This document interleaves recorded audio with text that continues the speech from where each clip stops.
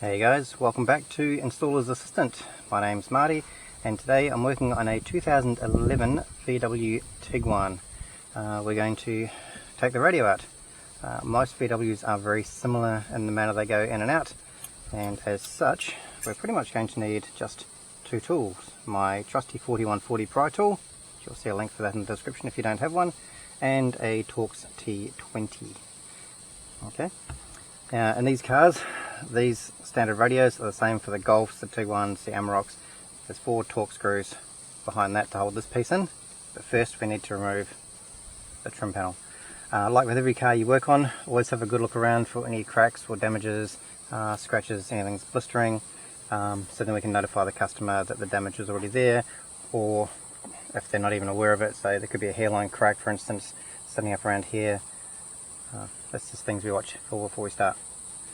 Alright, now typically these two panels pop out and there should be 2 screws behind there, so I'm going to remove those. Hopefully they come out relatively simply. There we go. So 2 clips at the top, 2 clips at the bottom. There's not a lot of friction behind it. And there's one of the Torx screws. There'll be another one there. So again, we'll just gently try and pry this out.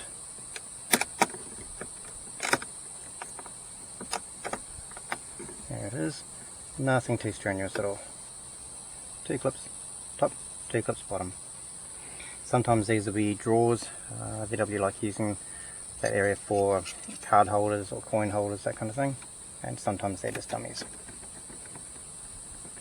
So we're going to use our T20 Torx and remove the 2 securing screws.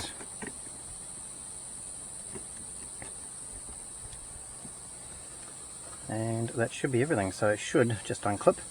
A lot of times the bottom actually clicks over the plastic underneath, so I'm going to assume that's the case in this one as well, and start at the top. You can see it's just coming loose. And like with all of them, I'm not going to try and pull it all out in one big piece, but just loosen it all the way around without too much pressure. So that if there is pressure, you know what to look for, and you're not likely to snap anything. It's all coming out very, very easily. Now in this case, it wasn't tucked on the bottom. Just remove the hazard light, one clip right here, push it down, and it should just slide straight out.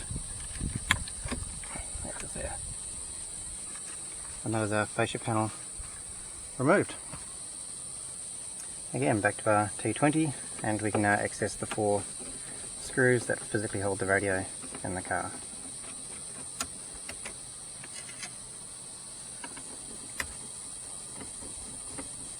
Now although all these radios are basically the same size, the same mountings and everything between the Golfs and the Amaroks and the Tiguans and all those ranges, the radios themselves typically won't work if you pull one out of one car and put it into another car, because most times they are coded to the VIN of the vehicle, and if you don't put it back into the same vehicle it came from, it won't work. That prevents, back in the day they used to have security codes, and if you disconnect power you enter the code and the radio would work, but so many people forgot them or sold the cars. Nowadays the radio is coded to the car, so you can pop it in and out as much as you like. Okay, slide it forward. In this case, one quad lock to pop out, and one dual diversity antenna. Dual diversity basically just means that there are 2 antenna plugs instead of the 1. Sometimes it's 1 plug, sometimes it's 2. Nothing to it. And there is our factory radio removed from our VW. Hope that helps, guys. Thanks for watching. Subscribe for more videos as they come available.